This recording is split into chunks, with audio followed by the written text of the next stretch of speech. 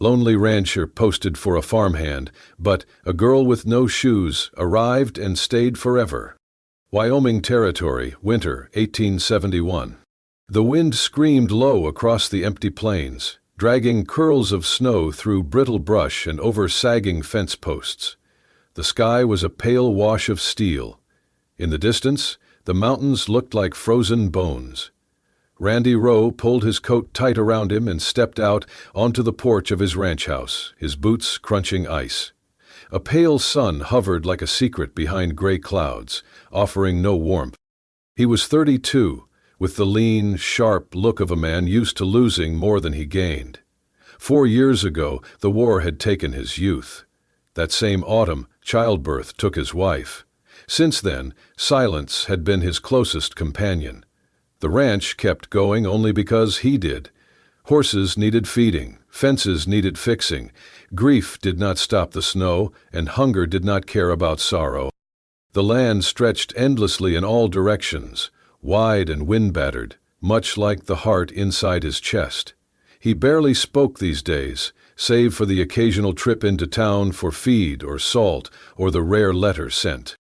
That week, he'd tacked a note at the post outside the Dry Hollow General Store, handwritten, neat, and simple. Farmhand needed, room and food provided, fair pay. Inquire at Rowe Ranch. He had not expected much. Most folks were headed west for gold or south for cattle trails. Few were looking to shovel dung in Wyoming snow. On the ride back from town, Randy had spotted a girl, thin, young, maybe 19, sitting on the stoop outside the bakery. She wore no shoes. Her feet were wrapped in burlap and twine. Her coat looked like it had come off a dead man. She said nothing. Her chin stayed low, her eyes fixed on the dirt. But when he passed, she looked up. Just for a second. Something in her eyes, blue-gray like thawing lake water, stopped him cold. There was nothing in them. No beg, no fear, no hope. Just silence. He rode on. That night, the wind howled harder. Snow slapped the windows like someone knocking. Randy sat at the kitchen table, staring at the fire, holding an old handkerchief between his fingers. His wife had embroidered it with forget-me-nots. It had outlived her. He kept it in the chest pocket of his coat, close to his heart. Always had. He had not meant to think of the girl again. Yet hours later, as he brushed down the horses in the barn, her image returned, barefoot and still. It stayed with him through supper and into sleep. A day passed. Then 2. The sky darkened. On the 3rd evening, snow began to fall in thick, silent flurries, cloaking the land in a slow-moving shroud. He was carrying a bale of hay toward the barn when he heard it. A knock. Faint. Almost nothing. Then again. He opened the barn door. There she stood. The girl. Wrapped in the same coat. Eyes level now. Wet hair clinging to her cheeks. Her feet, still bare beneath the twine and rags, were turning red from cold. "I saw your note," she said, voice raw. "I can muck stalls, saddle a horse. I do not steal. I do not lie. Just need food and a place to sleep." Randy stared at her. She stood straighter, defiant despite the trembling in her limbs. "My name's Denise." He said nothing at first. The snow swirled around them. "Come inside," he finally said, stepping aside, "before your feet freeze solid." And that was how she arrived, uninvited, unshod, and unforgettable. The morning after she arrived, Denise was already outside before Randy had stepped out of the house. A soft gray haze hung in the cold air. Snow still blanketed the earth, though the barn had kept her dry through the night. She had slept in a pile of straw next to the youngest mare, curled like something small and breakable. Randy found her hauling water from the pump with both hands, sleeves rolled up, face pale and raw from the wind. "You do not need to do that," he said flatly. She glanced at him but did not stop. "I said I work," she replied. "I mean to keep the bargain." He gave a short nod and walked off. He had not planned on letting her stay more than a day, just long enough for the storm to pass. But she said nothing more about leaving, and he never told her to go. She moved quietly, with a kind of precise economy. She never wandered the house. She never asked questions. When Randy brought her a bowl of stew that first evening, she took it with both hands and whispered, "Thank you," like someone who had not said the words in years. He let her keep sleeping in the barn. She never complained. At dawn, he always found the stalls cleaned, the buckets filled, the harnesses lined up neat. He noticed, too, that the saddle on his black gelding, one he had been meaning to repair for a month, had been restitched in the back corner with tight, even thread. Denise never offered much about her past, not even when he asked. Once she said simply, "I have done harder work than this." Another time, when he found her barefoot again in the snow outside the barn, he scolded her, gruff, more worried than angry. "You trying to lose your toes?" She shrugged, brushing straw from her skirt. "Never had shoes that fit. I move better without." By the third day, she had made herself small but useful. She kept to herself, but brought warm water into the house when she saw the fire had gone out. She did not speak unless spoken to, but her eyes noticed everything. Randy began to leave small tasks undone just to see if she would catch them. She always did. He found himself watching her more than he meant to.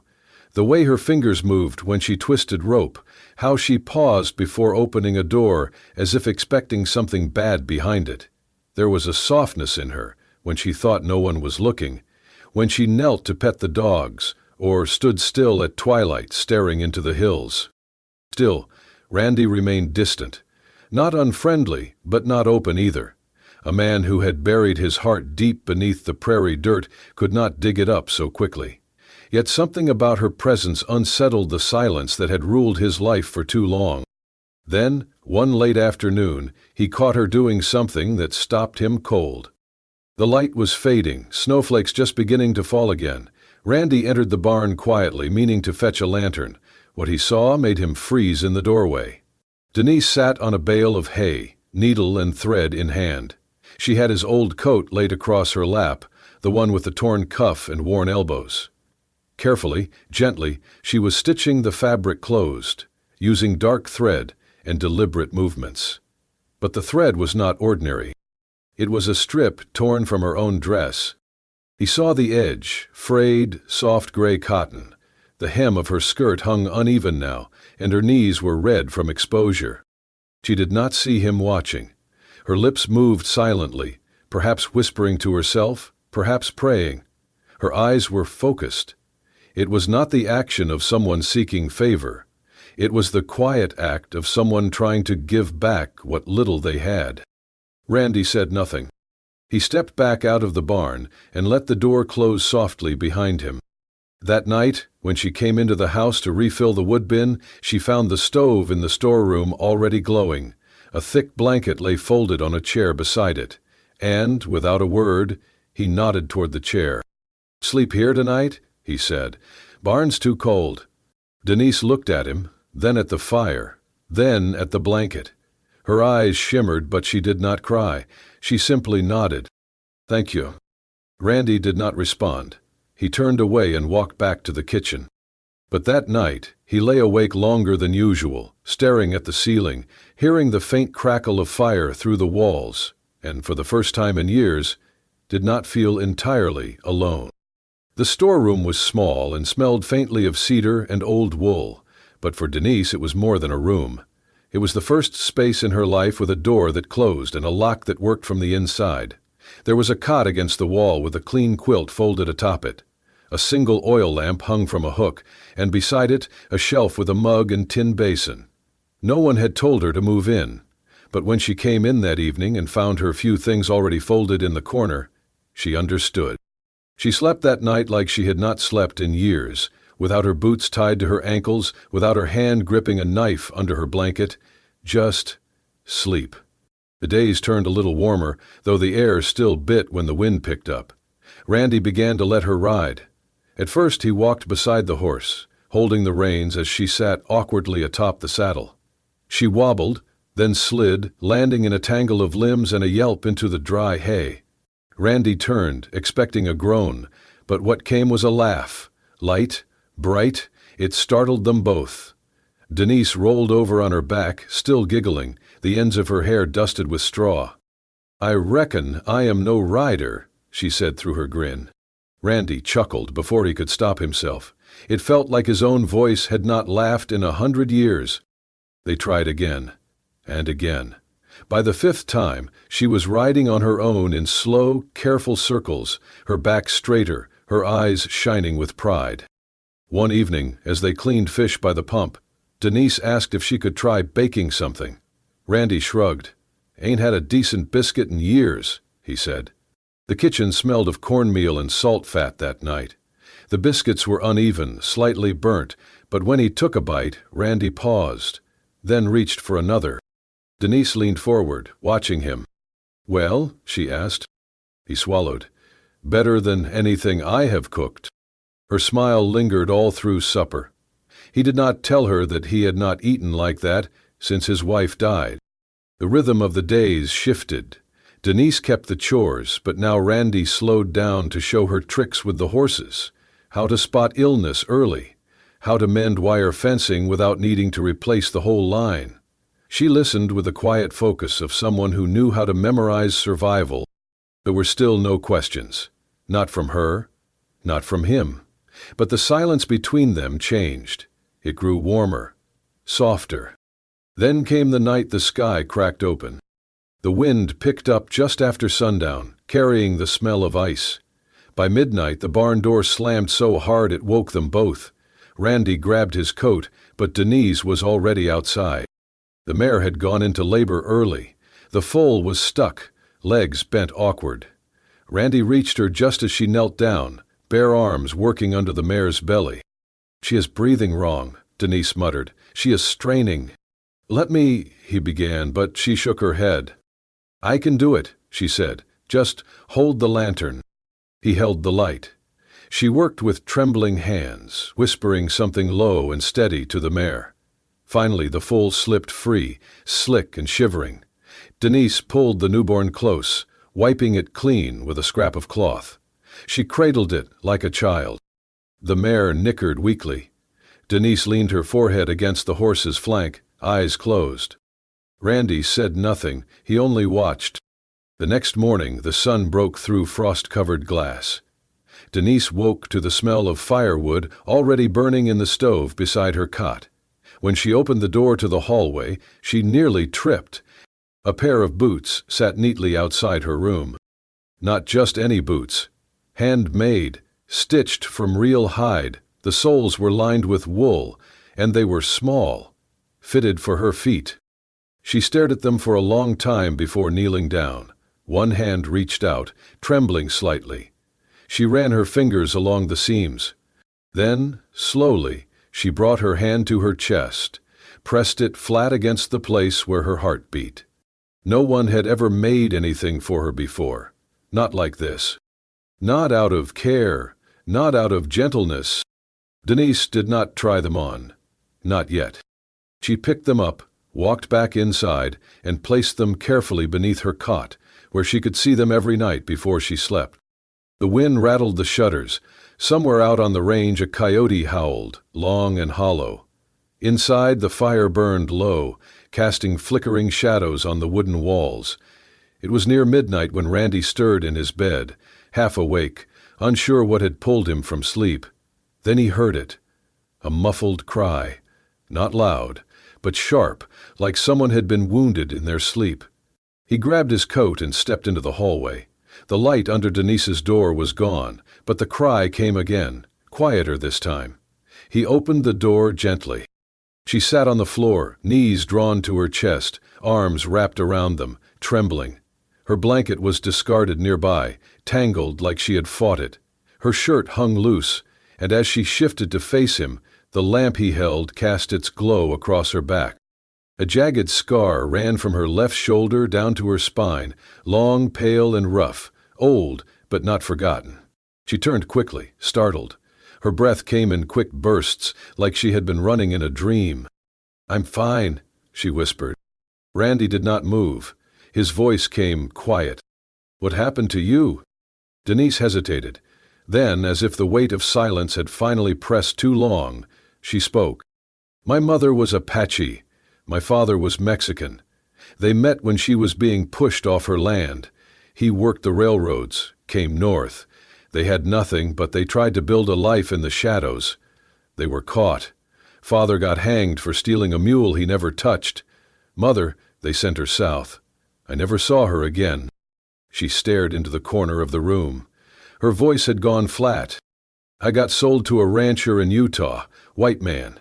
Said I could cook and clean and stay in the barn. I was 12. By 16, I knew better.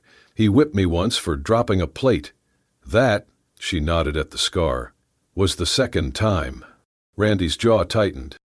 I played dead during a fire, she continued. Rolled under the boards, let the smoke blacken my face. They thought I burned. I walked 3 days barefoot before I begged for bread again. She looked up then, meeting his eyes. My name ain't Denise. I do not remember my first one. The last person who called me anything kind died too soon. The silence that followed was deep and wide. Randy did not ask anything else. He stepped back without a word and closed the door softly behind him. The next morning, he went into the old shed near the corral. There, under a tarp, lay a bundle of thick oak planks, wood he had never touched since that spring 4 years ago when he had planned to build a cradle. For a child who had not survived the birth, for a future that had vanished before it began. He worked through the day, saying little. By sunset, a frame stood in the corner of Denise's room, heavy, sanded smooth, sturdy as the earth itself. A real bed, not a cot, not a pile of hay, a bed, made by a man's hands for someone he meant to protect. That night, as she stood staring at it, Randy stood in the doorway, arms folded. It won't break, he said. Not ever. She nodded, speechless. Then, after a long pause, she stepped forward, reached out. Randy took her hand gently in his, calloused fingers brushing over hers. He did not speak. He did not need to. His grip tightened, not rough, but firm. A promise, not a question. A weight, not a comfort. You do not have to run anymore. The snow began to melt in patches, revealing dirt roads and muddy hoofprints that led in and out of town. With spring's approach came longer daylight, and, along with it, tongues loosened by too much time and too little business. At first, it was just glances, a few men tipping their hats with smirks that did not reach their eyes. A pair of women who used to nod politely now turned their backs as Randy passed through the general store. One morning at the feed shop, the clerk tossed a sack of oats down and muttered under his breath, "Shame! What kind of girl a man brings into his house these days?" Randy's eyes narrowed, but he said nothing. It did not take long for the talk to spread. Folks whispered of the girl in his barn, called her half-blood, wild blood, Apache whore. Some called Randy soft, others godless. But the worst called her a possession, something he had bought, not saved. Denise stayed on the ranch, never asking to go into town. She sensed the shift. She could feel it in how the dogs barked harder when riders passed too close, how the mail came slower, and how Randy's voice, already quiet, had grown tighter around the edges. Then, one Tuesday near dusk, a rider approached, while Randy was fixing a fence post along the creek near the main road. The man dismounted with a practiced swing and leaned against the water trough like it belonged to him. "Well, I will be damned," he said, spitting to the side. "Thought you looked familiar?" Randy eyed him. Dusty boots, long coat, battered hat pulled low, but Randy knew the kind. Ranch hand, trail trash, a man who lived too long by the whip and too little by his conscience. "You a good—" "I ain't in the mood," Randy said. The man grinned. "She yours now? Little one with the mouth shut tight and them dark eyes? I remember that girl. Quiet, but not dumb. Took a beating better than most." Randy stood. The man stepped closer, lowering his voice. "She ran off, you know. Belongs to a ranch 3 counties over. They got claim on her. Property papers and all. Hell, she probably told you a sob story, they always do. But she's mine to collect." Randy did not blink. "She ain't for sale." The man shrugged. That is not your choice. And then, in a single, swift motion, Randy's fist connected with the man's jaw. There was a sickening crunch, a snap of bone and cartilage. Blood sprayed across the wood of the trough. The man stumbled back, groaning, crumpling to his knees. Randy stepped forward, fists still clenched. She belongs here, he said coldly, standing over him. And you do not have enough land to bury your body, if I ever see you again. The man looked up, blood dripping from his nose, then scrambled to his feet and staggered toward his horse. He did not mount clean. He rode off, hunched, his face a mess of red and dust. 2 days later, a deputy from town arrived on the ranch. You know who he was? The deputy asked, stepping off his horse. He is claiming you assaulted him. Randy did not deny it. He threatened someone under my roof. The deputy looked uneasy. There is talk you are harboring someone without papers. A girl. No records, no name, no right to be here. Might be best for both of you if she moved on. Randy stared long and hard. She is not going anywhere, he said. The deputy sighed, scratched his neck. Well then, do not give them another excuse. He left without handing over a warrant. That night, Randy walked into the kitchen, sat across from Denise, and poured himself a cup of coffee.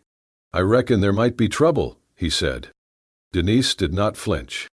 There always was, she said softly. You just didn't see it until now.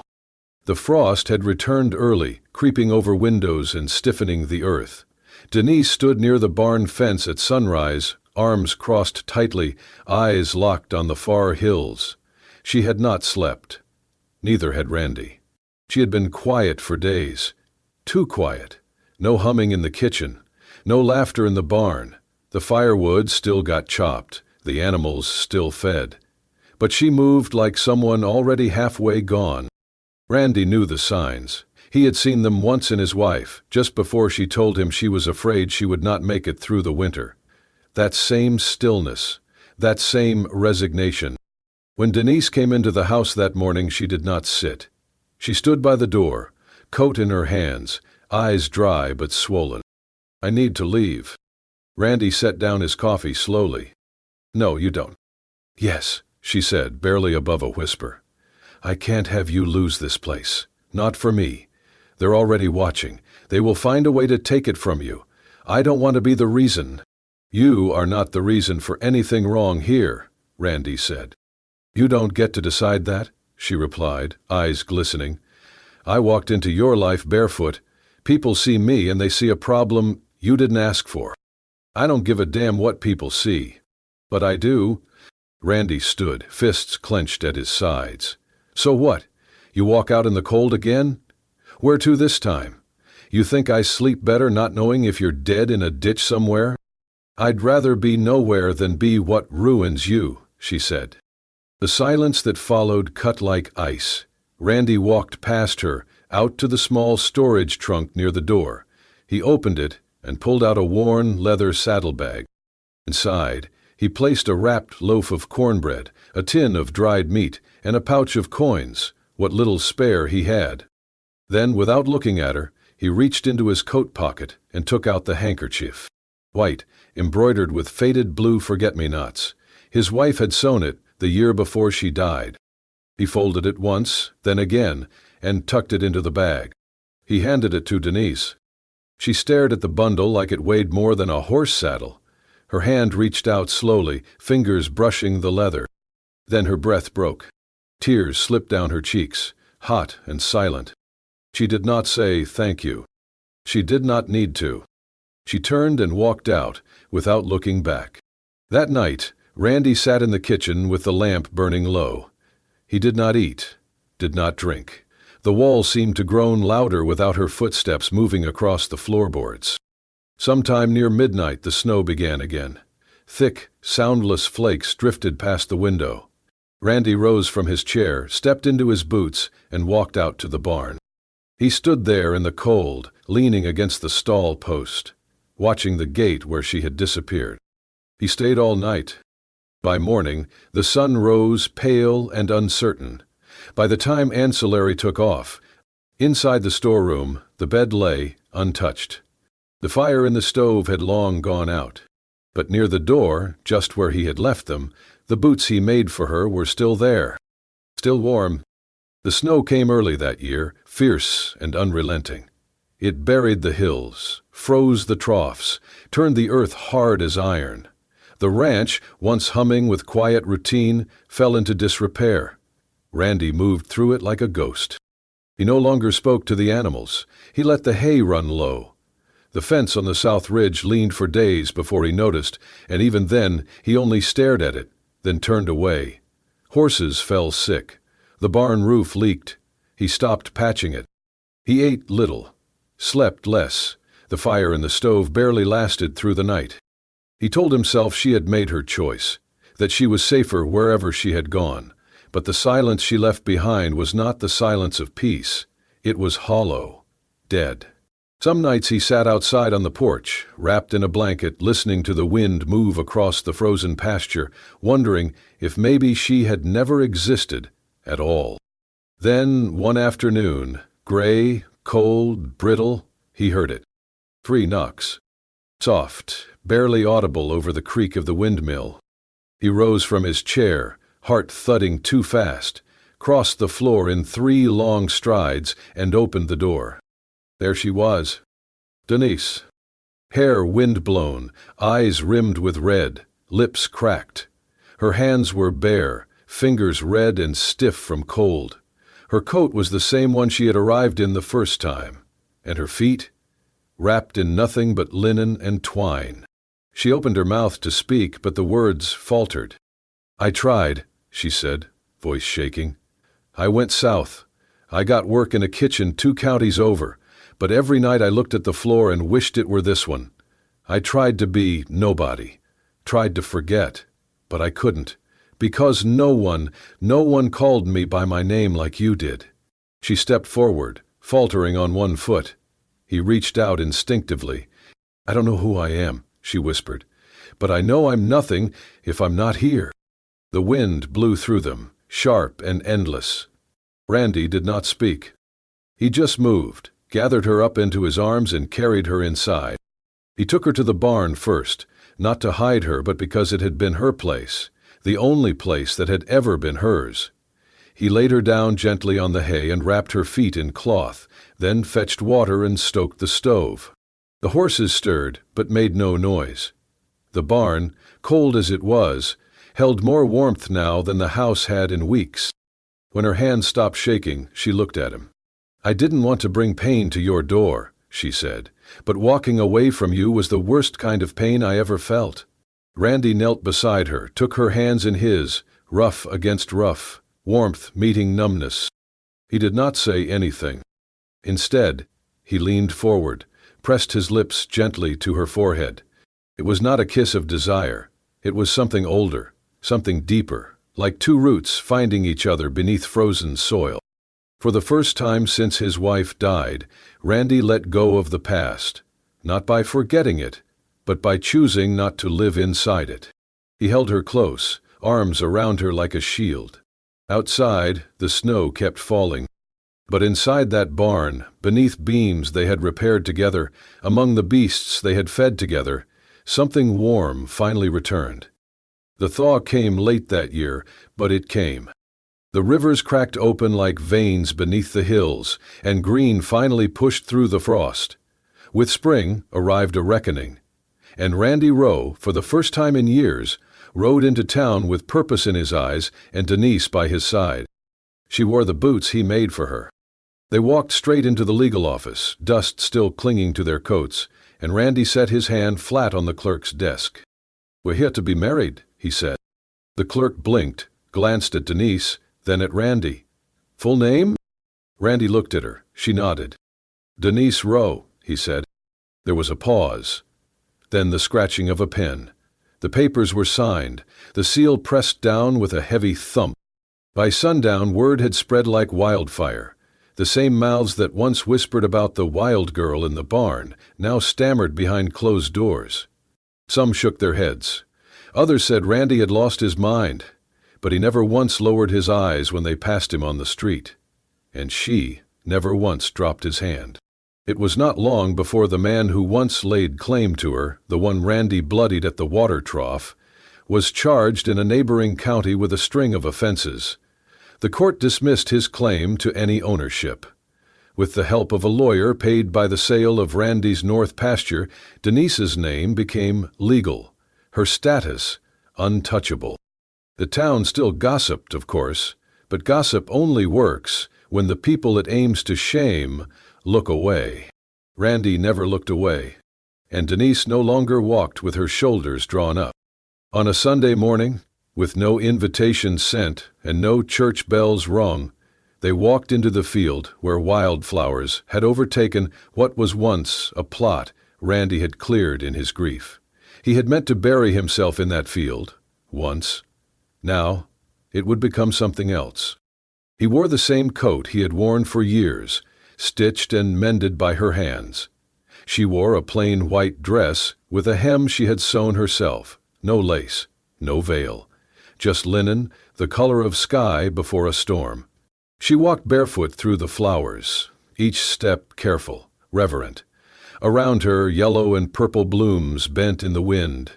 Randy stood waiting beneath a crooked cottonwood, his old dog beside him, the one that had snarled at everyone, except her. When she reached him, he took both her hands in his. "I have no ring," he said quietly. "I never needed one," she replied. There were no vows read aloud, no audience but the earth, just a promise in the way they stood, still, firm, hand in hand. Afterward, they sat in the field and shared bread and apples, laughing at nothing and everything. That night, Denise stood on the porch, watching the last light fade from the hills. Randy came up behind her, slipped his arm around her waist. "You warm enough?" he asked. She leaned into him. "I'm home," she said. A man who had lost everything. A girl who came with nothing but bare feet and silence. But from two hearts scarred by fire and frost, they built a home, a life, and the only thing no one could ever take, love. And that's the story of Randy and Denise, two souls the world nearly buried, who chose each other before the world could say no. If this tale stirred something in your heart, if you felt the snow, the silence, the slow-burning love that defied shame and winter alike, then this is only the beginning. Subscribe to Wild West Love Stories to hear more unforgettable romances from the untamed frontier. Stories where bullets missed, but hearts didn't. Where the lonely found love in places no one thought to look. Tap that bell, join our campfire, and remember, love, like the land, always finds a way.